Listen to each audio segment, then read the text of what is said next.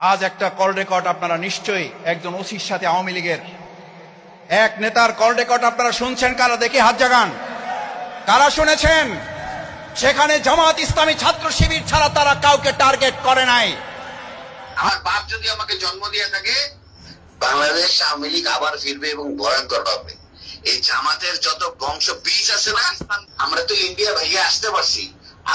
এই জামাতের যারা বীজ আছে এরা তো পাকিস্তানও যেতে পারবে না। পাকিস্তান যেতে হলে তো ইন্ডিয়া পাঁচ করে দিতে হবে। হ্যাঁ, এয়ারেও যেতে পারবে না, কোন দিক দিয়ে যেতে পারবে না। কোথায় যাবে?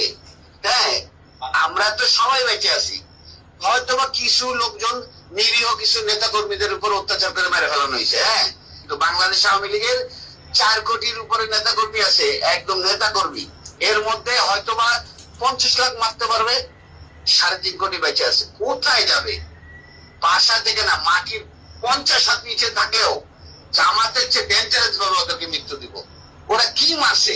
ওরা হচ্ছে ভয়ঙ্কর ভাবে মারবো। এটা প্রশাসনের লোক হোক, আর্মির লোক হোক, আর ওই রাজনৈতিক নেতা কর্মী হোক, কাউরে মাফ করবো না। মনে রেখেন আপনি। ও সাহেব, আপনাকে আমি বললাম, আপনার উত্তরা থানার যে কটা সাব ইন্সপেক্টর আমাদের আওয়ামী লীগের নেতা কর্মীদের অত্যাচার করতেছে, ওদের পরিবার সুদ্ধা কানবে, বসে বসে রাস্তায় বসে বসে কানবে। আমি যদি কোনোদিন আমার নাম বলি, আপনার বাসায় আপনার সামনে বলবো আমার বাপ